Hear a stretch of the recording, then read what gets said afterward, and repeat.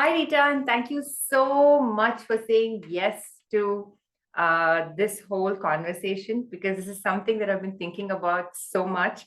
And by you just saying yes without even asking a question means a lot to me. So, thank you very much for this. You're welcome. So, where I'd like to start our conversation is you telling a little bit about yourself. Okay. So you can start with who you are as a person, where you grew up, what are the things that you love to do. You can start anywhere, but Yeah. just kind of tell us who you are as a person. Okay. So first, I would like to say that what identifies me is that I'm a very simple person. I like to keep my life uncomplicated wherever I can. And my background is that mostly I grew up in India, in Mumbai. I did my schooling there, I did my college there, I got married there, I had my daughter there. And then I moved to Dubai, and I was in Dubai like for almost 30 years, and I worked here. And then I retired and I moved back to India. So that's been my journey. And in that, there's been like the personal aspect, there's been the career aspect, there's been the learning aspect, all of that. But as I said, my main mission in life is not to complicate life. We unnecessarily keep complicating life, and I like to keep it as simple as I can in terms of everything: the personality, the dressing, the food that I eat, everything to the simplest form. So that's, in a nutshell, that's what is me. Wow. Okay. Simple and uncomplicated. Yeah, That's my motto. That is so cool. But then how do you keep this going in this whole complex, chaotic life that Yeah. you would have encountered over so many Oh, yes. situations and So one of the realities that we live with is life itself and the stresses that it brings along with it. And I don't deny that life can be difficult. It has its ups and downs, it has its stress factors, all of that. But within that, how you manage it is totally up to you. So, yeah, whatever goes on around you will affect you, but you have to make sure that it affects you in a positive way rather than a negative way as much as possible. There are some things obviously not within our control, and you've got to deal with those. But more or less, I feel that people can simplify things, people can keep stress levels lower by just not letting it affect you too much. So that's how I kind of like to live my life. And when there is a lot of chaos around me, I am not the best person around chaos. So it affects me. Yeah, it does affect me. So currently I spend my time like between, I like to travel. So I go to visit my daughter who's in Seattle, USA. I spend some time in Dubai because I've got friends and connections here, and it's been like a home to me for 30 years. So I like to come back here. Sometimes I go to Toronto, where I've got a little bit of family there, and I like to travel. And now I can do that. So I enjoy it. nice, nice. I'm going to like click on the chaos that you were talking because knowing you for so many years, I have seen you as a person who I would see as very stable and always able to see the bright side in any situation. And that's always been something that struck me because and I've seen you through so many things that we've encountered. And that's been like a thread that's always something that I notice about you and I really admire. And what I'd like to kind of want you to elaborate on is when you have a tornado around you, what makes you tick and stay the way you are? So, as I told you, yeah, there are situations which you can't control around you. and you've got to deal with those situations. But how you deal with them, it differs from person to person, and your personality matters. And over the years, how you learn to deal with these things also matters. So it's not something you were born with. So you've got to kind of build that up. Okay. And you've got to make a conscious effort to make sure that it doesn't affect you, as I said, very seriously. And these days, I find that people, even for small things, like they really take it very seriously, they internalize it a lot and keep thinking about it. So all that affects you as a person, not the people around you, not the chaos around you is always going to remain. Situations will always come and go. But as I said, it's your ability to deal with it. And the best way to deal with it is when you are a bit calm, when you can sit and think about the situation and then work out a solution around it. So that's what normally I do. And it's been built up over the years. It's not like I was always like that. Okay. But I find that being in that calmer situation, thinking calmly and not letting your emotions run the better of you, that makes a difference. And then the solutions also kind of come more easily and you're able to deal with them better. Right. Yeah. Right. And so what's something that you do on a daily basis to intentionally make this you?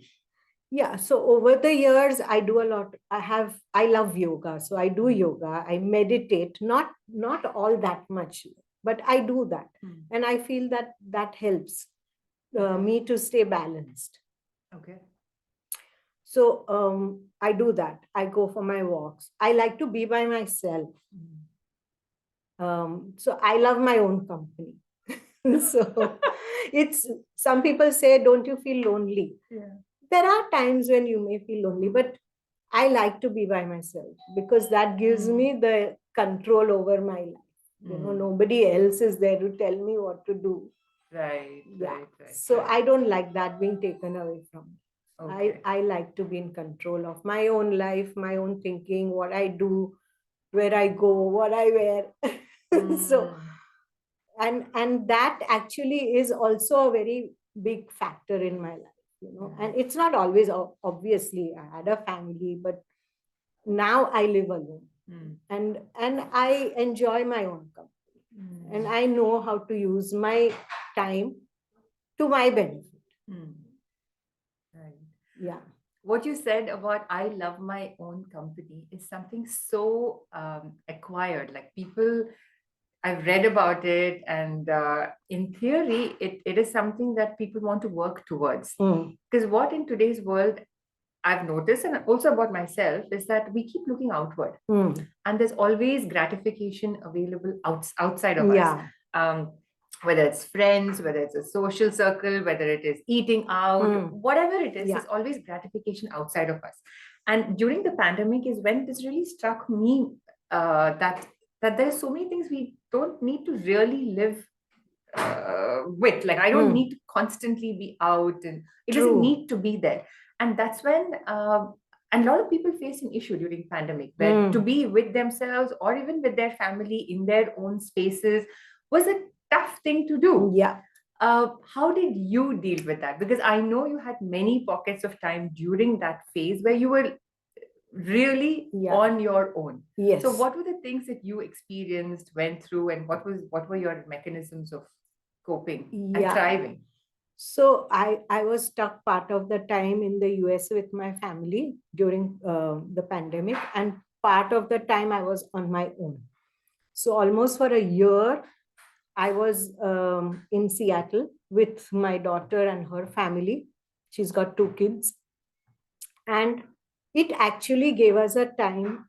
Yeah, it was stressful at times because the kids were at home and they were both working from home, she and her husband. And I was there, you know, as a support system over there.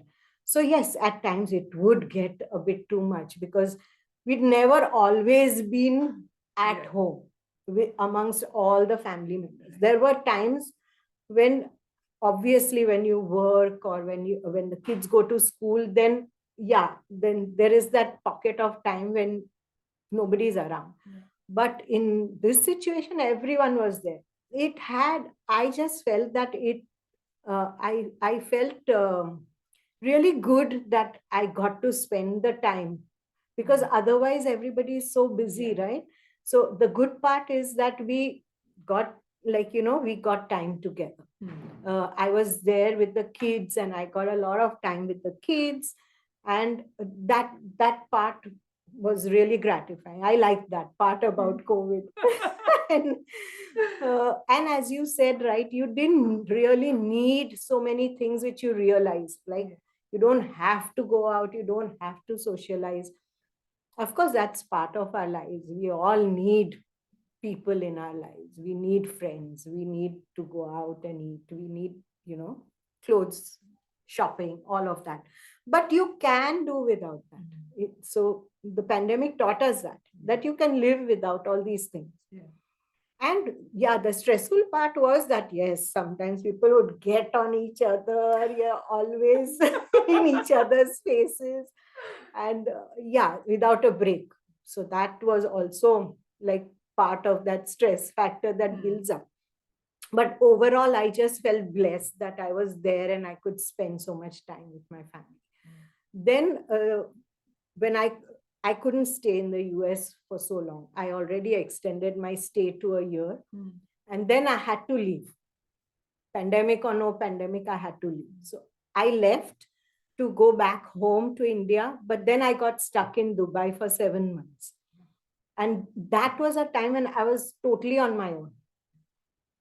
And those 7 months, when I look back, I think like, okay, how did I spend those 7 months? So I was in a hotel room, and the only time I would go out was for my walks. I used to cook for myself and probably just grocery shopping or whatever.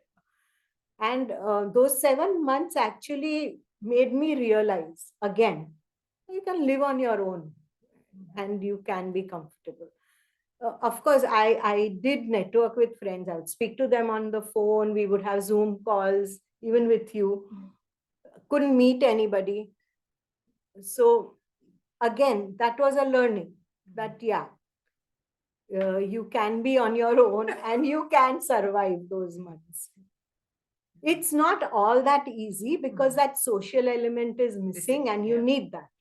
You do need that. It's not that I'm a total loner, that I love company of friends and family. I love that. But those months actually made me kind of get into a situation where I enjoyed my own company. I did what I wanted to do. I would watch TV, nobody there to say anything. Go out for my walks, do my yoga online, which I used to go in person. Then I could do yoga online, which was like really liberating. And there were times when I couldn't even go out. Then I would just space in the room, and that would be my internal work. Yeah. Okay. And and I would do practically everything which I could do. Otherwise, I could do just within that space. That's amazing. So that's again another example where you're actually looking back at the positive side of those 7 months. Yeah. Yeah. Yes. Wow. Okay. That's so. And then for being your own best friend is something that I'm sure worked during those 7 months, or rather, maybe you got to know yourself a bit more. Exactly. Yeah. I had been living on my own in India as well. Yeah. So it wasn't new to me. But living alone with all those peripheral restrictions, that was a challenge. It was a challenge. But then it wasn't all that, a grave challenge that you couldn't overcome. So I know a lot of people got affected during the pandemic because of the lack of social interaction, especially the kids. And and that makes us realize that we are social animals. We need that in our lives. It's not that, you can just be one person and live all on your own. So the other aspect is that some people live on their own, but they feel lonely. Correct. Yes. So I think there's a big distinction between being your own best friend and being okay to be on your own Yeah. and being lonely. I Yes. think they're two Yes. distinctly different Yes. things. Yes. So for a person who, why do you feel lonely when you're alone and you don't know what to do with yourself? That's when people feel lonely. That's where they feel, oh, there's nobody around, there's nobody here to ask me how I am. All those thoughts, if they come into your mind and you're just sitting idle and not knowing what to do with yourself, then obviously you'll feel lonely. Yeah. And what did you do when there were those moments? And I'm sure in the 7 Yeah. months, there would have been those moments where Yeah. it would have kind of creeped in bits. So what did you do at that time to pick yourself up? Basically, I would try and keep myself busy so that, those thoughts wouldn't kind of overwhelm me. And it wasn't just me facing the situation, it was the whole world was facing the situation. I wasn't alone. Probably the only difference is that I was on my own. But then, as I said, if you just keep going and you keep yourself busy, like, I would cook my own food. I like cooking. So I would make sure that I'd cook and eat healthy. So there was a purpose to everything, exercise, despite like not being able to, you still exercise, you look after yourself, you read, you watch TV, and your days just go from one day to another. So if you let those thoughts creep in, like, oh, I'm alone and I'm just cooped up in this room, what do I do? Then obviously they'll take over. Yeah, they'll take over. You have to make a conscious effort to not let them overcome you. Yeah. What keeps you motivated? There are a few things which I feel, are motivators for me. Obviously, my family is a big motivator. My grandkids are like, big motivator. That's why I travel across the world to see them like 6 months. So health is one thing which is important to me. And I feel that health is a very, very important part of your life. If you don't take care of your health, then everything else falls apart. So, and especially for a person like me who is independent, alone, you have to take care. And irrespective of whether you are within a family or not, you have to take care of your own self. And nobody else is going to do that. Yes, you may be living in a family, but your health is your responsibility. I feel health is important. So, and in health, then what do you cover? So basically, eating healthy. And I'm not the kind who will, I eat everything. I go out and eat. It's not like, that I'm like, I live like a monk. No, I enjoy life as well. But more or less, if you're at home and you're cooking for yourself, you try and eat healthy.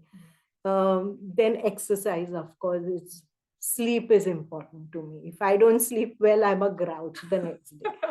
So sleep is important. So these little things that you can do for yourself, they go a long way. And obviously trying to keep stress away. I feel stress in today's world is the biggest killer. Wherever you see failing health and all, there is stress in that person's life. And obviously a normal amount of stress has to be there for you to be more productive. But the kind of stress levels that people go through, that's what affects the health of people. I feel very much so. And there are scientific studies that prove that. So meditation, things like that, small things. And you don't have to like do them for hours or so. Like 5 minutes, 10 minutes is also, it goes along. And then your mindset. Yeah, mindset is a important thing. So if you're going to be a negative person and keep thinking negative about every situation, it's going to affect you. So these are just some basics. They're basics. They're basics. And very, very, very, very important. Very important. Yeah. So recently I read this book called The Atomic Habits. And in that book, see, habits is not anything new, right? All of us are a product of our habits. So he kind of also talks about basic stuff, just habits that you build on a daily basis, tiny habits that then compound. and become the person that you are, the identity that you become. So what are your daily habits or a typical day in your life, regardless of where you are? Like, these are the things that define you as a person. What would that be? I don't really make a very conscious effort of like only forming habits and things like that. My day is like an open day. It's not like a very structured day that, it has to be like in the morning, I get up, I have to do XYZ and only stick to that. No, it's flexible because sometimes you will not be able to exercise. So fine, you didn't exercise today, you can do it tomorrow. Typically when I am with my daughter, obviously as a family, I contribute to and take some of the load off her, so the housework becomes like an important part of the day. Obviously I make sure that I get some sunlight. Sometimes I can't go out, so fine, can't go out. Sometimes I can't go for a walk, it's fine. So nothing is hard and fast, like, like a very structured life. No, I don't live. It's very flexible. So, and I like that. I don't want to be stuck into like, oh, this has to be done, or if it didn't get done, then I have an issue with it. So it's better to leave your life a bit loose, yes, discipline has to be there, but don't go overboard with everything. Don't go overboard. So you have to enjoy life as well. So it's not all about like, oh, you have to form a habit, you have to stick to it, you have to do XYZ every day. It's fine. If it doesn't get done for a day or two, it's fine. It's okay. Yeah, it's okay. But are there any sprinkles of things that you do every single day, apart from the eating and all of that? But I heard sleep. Sleep is something Sleep that is you make important sure to that me. Yeah. But sometimes, yes, in the whole scheme of things, sometimes you're watching something interesting and then your sleep time may run over. Yeah. But I use technology to help me stay on course, so my watch will remind me that if I'm sitting for too long, okay, it's time to stand, walk around, it's time for you to have some water. I use technology to my benefit, and it's sleep time. So I get warned, okay, you're nearing your sleep time. So, these are the kind of things that I like about technology. I use them, which helps you stay on course. Right. Yeah. What else do you use technology for? I basically I'm very fond of technology, and I'm open to learning new things. So it's not like in my family, any of my relatives have a technical issue with anything. The first person they call is me. Okay. And I'm not an expert, but I just like to be open about technology. I like to learn new things, like, okay, so, and I use it to my benefit. I know that today the cell phone is like become one big factor, in people's lives, and it's addicting. Yeah. Again, it's up to you how you use the technology. You don't blame technology for it. Technology has made things so much easier for us. Yeah. I just feel like just a simple thing like WhatsApp has connected so many seniors together. So I feel that is a big thing. Technology has really helped in so many walks of life. But how much to use, not to overuse, is all up to you. So if you tend to go overboard with anything, it can be harmful. So I use it to my benefit, and I enjoy it, and I like to learn new things. So if there's something that I heard, a term or something that I don't understand, then I go look it up and I will Google it. I'll find out what it's about. Or I will ask my kids, who are obviously, they're engineers, they're in technology. Yeah. So I'll ask them. And I am never ashamed of like, okay, saying, I don't know what that means. Like, that's how you learn. So I use technology in my life to my benefit, but I don't go overboard also with it. I like to play games on my phone, so I'll do that. Okay. Yeah, but I won't spend like 3-4 hours doing that. Right. No. Right. Yeah. Okay. So everything in limit. Got it. So you talked about learning, because technology is Yeah. it's all a lot about learning, right? You Mm. need to kind of keep up with Yes. the whole curve that's going on, and things keep changing. Yes. And things are changing faster and faster and faster. Correct. So what is your approach to learning? Because if you love technology, Yeah. then learning is hand in hand. Yeah, that's true. But the thing is that you can learn from any source. I can learn from my grandkids, you know, I can learn from youngsters, I can learn from my daughter. So learning avenues are a lot. Okay, so it all depends on your hunger for learning. So if you want to learn, you will find. And today there's no dearth of, avenues for learning. You want to know about something, you can go and find that out. And it's available. You want to learn something, you can go online and you can learn things. So it's all up to you how open are you to learning? And learning not just from a technology point of view, learning from different aspects, even learning from people's lives, how they deal with situations, how they handle things. There's so much of learning around us. So I am conscious of that. So I kind of notice, I keep my mind open, and I do learn, from things that happen around me. Yeah, I think Yeah. what I'm gaining is the fact that you're always open to the Yeah. learning aspect, whatever it is. Yes, yes. You don't straitjacket yourself like, okay, you want to learn about one particular thing. There's learning, and every day of your life, there is something new that you learn. And Yeah. you have to keep your mind open to that. True, true. Yeah. So what is something that you're learning right now very intentionally? Is there anything that is as a topic or it's always been at the back of my mind to write children's books. So I actually read a lot of children's books, and I read about people who write children's books. So I do learn that. So I do subscribe to some blogs, or even I know of some authors who write children's books, so I follow them. And I see that style, the learning style and the structure. So I'm just learning all that. And eventually, maybe one day, I will do it myself. I always have that at the back of my mind, that I must write. Okay. I must write something, So yeah, that's what. And I'm also now beginning to journal. So journaling is something which is very interesting. Again, there are certain things which I want to do, but somehow I don't get around to doing it.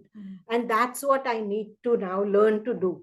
Like, push myself to do it, not just keep it at the back of my mind, like, okay, I'll do it one day. It's time to do it, like that. Yeah. What do you love about journaling? Because I'm a journaling enthusiast. Yeah. And I've been journaling for years and years and years. I've done it writing. I use an app. Now I do multiple things. And I love journaling. That's on one side. But the flip side of it is it requires a lot of discipline. And there are days where I know it has to get done, but when it becomes I have to do it, then it no longer becomes an interesting thing. It's like, oh my God, I don't want to do it, and I let it go. But then I see the benefit of it, and whoever I talk to, I do talk about the benefits of journaling. So I'm curious where journaling started for you. Why do you do it? I don't actively yet do it. Okay. I always have that intention of doing it, and I have done a bit of it. But as you say, that discipline is not there. So you've got to inculcate. I don't even think that you need to do that. I just feel that the moment you say that you have to do it every day, then it becomes like a chore, and then you stop enjoying it. So when thoughts flow in your mind, just put them on paper or any medium for that matter. That's what I want to do. Right. So I don't really want to say that every day I must sit and write about my day. No, that's not the intention. Like when I feel something strongly, it's a way to put it down and communicate. It's a way you communicate with yourself. You just put your thoughts down, whether it's like on paper or you put it on an app or whatever. You just do it. Right. Yeah, you do it for the fun of things. You do it because you enjoy, not because you have to do it. Like you said, if you have to do it, then it takes that joy away from whatever you do. So in journaling, have you started writing, or do you? No, I just put it on a Word document. Word document. Yeah. Okay. Yeah. Something that you can just keep a book, keep an open book, Yes, and see whether that works. Exactly. So, and sometimes many of your issues or what you're thinking about, it just gets sorted out when you put it in writing.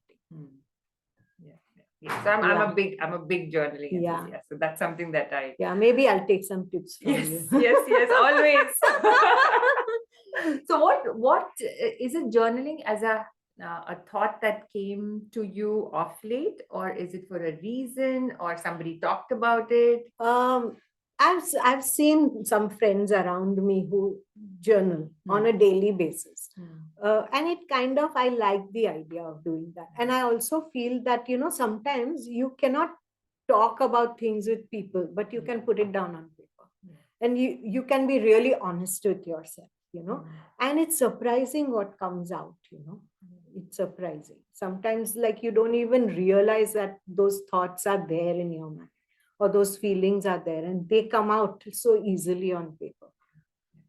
And that's one of the things that when you started, you talked about simplicity and uncomplicated person, right? When you journal, the whole point is you even declutter your mind. Yes. So that is about really clearing it so that it becomes simple and uncluttered and uncomplicated. Absolutely, so that absolutely. is something that it's a work in progress for a lot of people, but I love the whole concept. It's definitely in a very initial stage for me, but I want to take it forward. Okay. And towards your writing, do you consciously write when you say that there is one goal that you have, that you want to write children's books? So have you started somewhere? I haven't, not yet. I don't know where the barrier is, but I haven't been able to start it. So I thought first, let me just, research as to how do you write? What do you write? What kind of age group do you appeal to? What kind of stories appeal to them?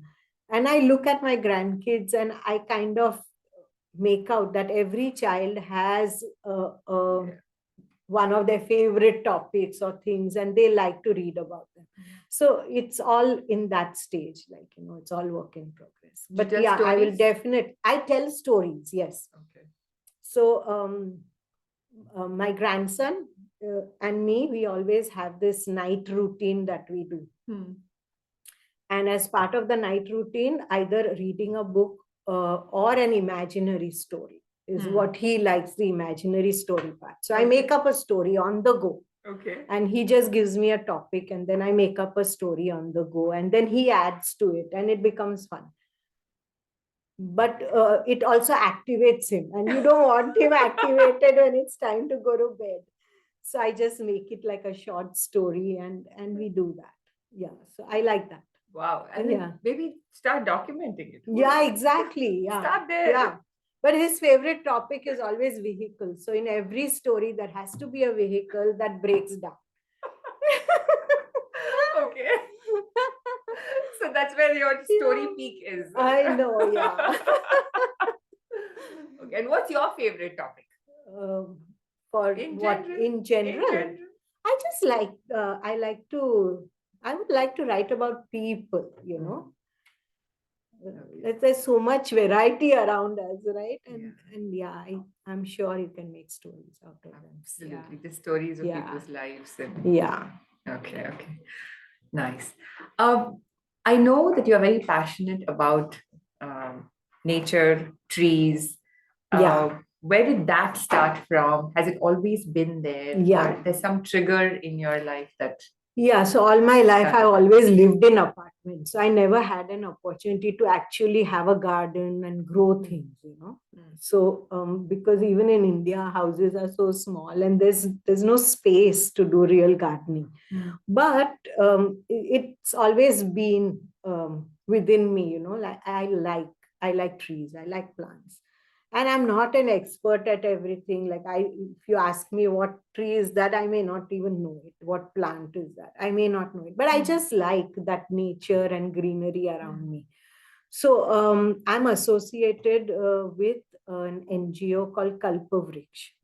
And its motto is to have to plant 1 million trees in about 12 years span. So I work with that NGO, and whenever I'm in India, this is located in India. Okay. And we all know the effects of climate change and the damage we've done to the earth. So it's my way of, like, giving back whatever I can. So I help people who want to plant trees, who have space and who want to plant trees. And this NGO of ours, we give free saplings and then help people plant them and grow and nurture them. Wow. Yeah. Okay. So I work actively on that. So you actually, so what's the process? So if I want to... Yeah. So it's all by word of mouth. So we don't really go all out and market it. But I talk to my friends and the friends talk to their friends. And then very soon you have a network of people. And I find people are very passionate about growing things, or, about greenery around them, about trees. And even if you help someone plant one tree, I think you have made a contribution. So I keep talking to my friends. Sometimes they get bored of listening to it. But then I always find someone or the other who's interested. And then I associate with them, I associate myself with a nursery, have the nursery deliver that sapling to them. If they are close by, I go help them plant, and then just help them, kind of nurture it, monitor it. And yeah, and it makes me happy, to see a tree, like a little sapling, grow into a tree. It's really gratifying. Right. Yeah. Correct. And you're the one who introduced me to this whole thing. So we were also always thinking about contributing to the environment, and we would do things in our own way. But this is like so wonderful that we all know deforestation is an issue in the world. So even if we can contribute like 1 tree, 2 trees, it doesn't matter. The quantity actually doesn't matter. Absolutely. Actually, if all of us do 1, that itself will be billions of trees. Right? So now where I'm staying in Mumbai, I live in a society or a community. And I'm now working so that each kid in the society has 1 sapling that they can nurture. Wow. Yeah. So I'm trying to do that. It's still work in progress, but that would be really nice because it inculcates in kids the love for nature. And you need to start early. Yeah. And if they have like 1 sapling that they are interested with, and they have to nurture it and make it grow into a tree, wonderful. Yeah. And the tree grows along with them. Along with them. Yes. That's a very beautiful concept. Yeah. All right. So these are the kind of things that I like doing. Okay. And I noticed that you're reading your latest book about trees. Yes. Because all trees have life, and I want to know, this book is written like, what do trees feel? How do, and it's a very intricate network. So apparently that book says that it's the life of trees. And it actually says that there's a network amongst trees. So if 1 tree is like dying or not okay, the other trees actually contribute to its health. Okay. So it's like a network inside, underground, between trees. And they communicate with each other. Wow. Yeah. So that's interesting. I've just started. So okay. I'll tell you more about it. It says the life of trees. The life of trees. Yeah. Okay. I'd love to hear more about it. Yeah. Because I always tell children that, what, trees have life and they have feelings. Yeah. And whenever you pluck a flower or a leaf, kind of just say sorry to it or say thank you for what it gives you. I would always tell this, not from a place of knowing scientifically, but the whole concept of a tree is very giving. Yeah.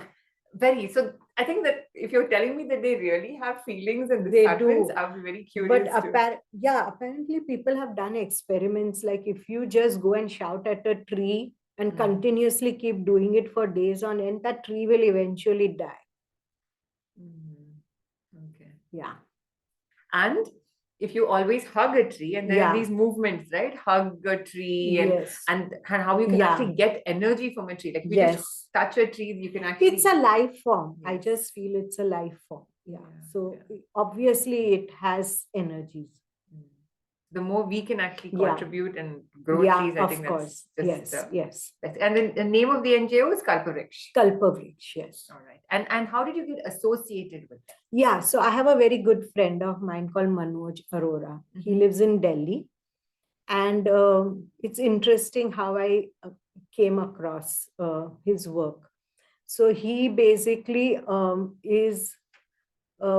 he promotes the concept of freedom in terms of like becoming financially free and then doing things that you want to do. So he is like a role model for me.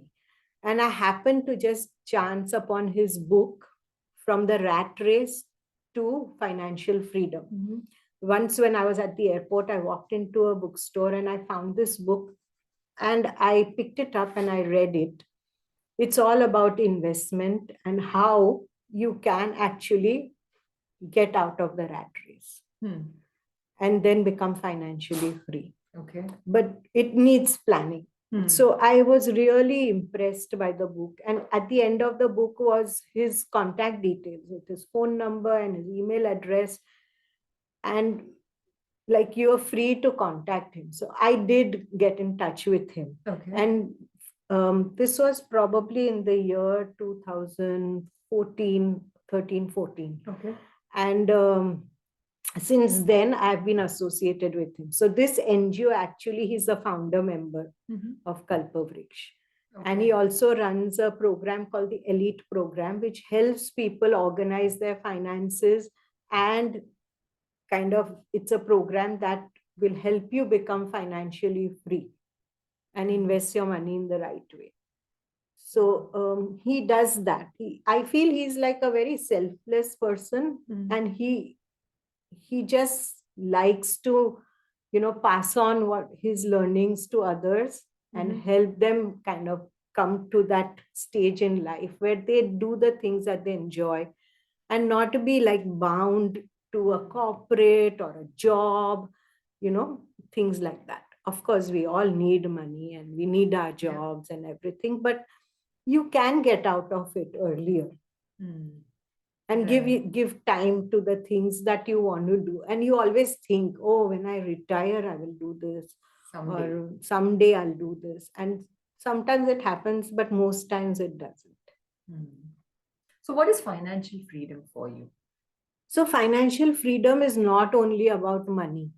Okay. Yeah, of course you need money. Yeah, money is an important part of life, but it's not as if it controls your life entirely.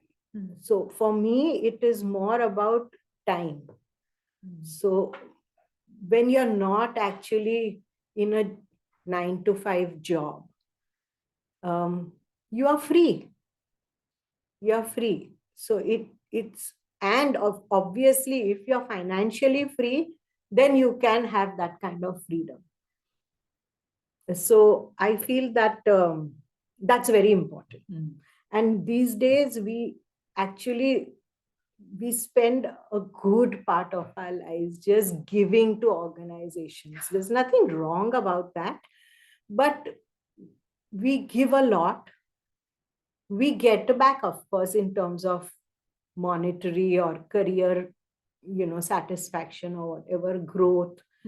If that makes you happy, well and good.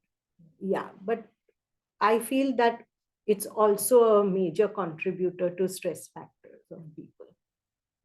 And it becomes a rat race. And it need not be. True. And it's about getting off that. Getting off that. And then you really know what life is, because otherwise your day is all consumed by your job. And yes, we all need to do that. We need to make our careers. And if that makes you happy in the latter part of your years, well and good. I mean, to each his own. But for me, no, it was like a major stress factor, and I need not have it. If I have if I have a lifestyle that's comfortable, I don't need that extra money. At what cost? At the cost of my health, at cost of stress in the family. I don't want that. I made a conscious effort to get out of that. Yeah. So I retired early. And and now I've got absolutely no regrets. I don't miss it at all. And I enjoy my life the way it is. And you're keeping it simple and uncomplicated. Yeah, and just keep it simple and uncomplicated. So if you have to give an advice to the young adults who are starting off their journey, what are the things that you would tell them to look out for or do in starting at that phase in their life? Yeah, so I would say start early. Get into your savings habits early, because the earlier you start, the more you accumulate, and you are in a position then to enjoy life much earlier. Not get out of your routine 9 to 5 job and do the things that you love. You want to travel, you want whatever you want to do. The other thing is that give back to society. Yeah, so we take a lot. And I think it's our responsibility to give back also in whatever way. I mean, it need not only be monetary. Even if you teach a child, it's your way of giving. You plant a tree, it's your way of giving. So give back to society and enjoy life and chill. I mean, everything need not be all that stressful. All right. Chill. Yeah.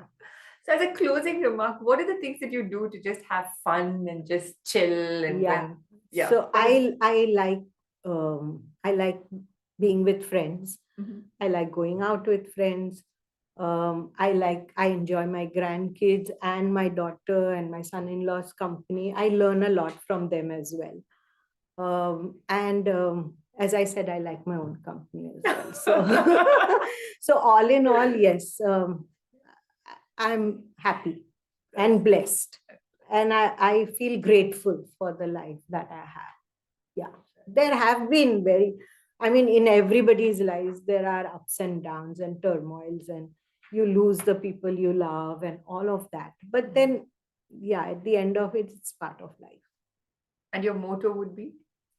My motto would be, just keep things simple. As they say, kiss. Keep it simple, stupid.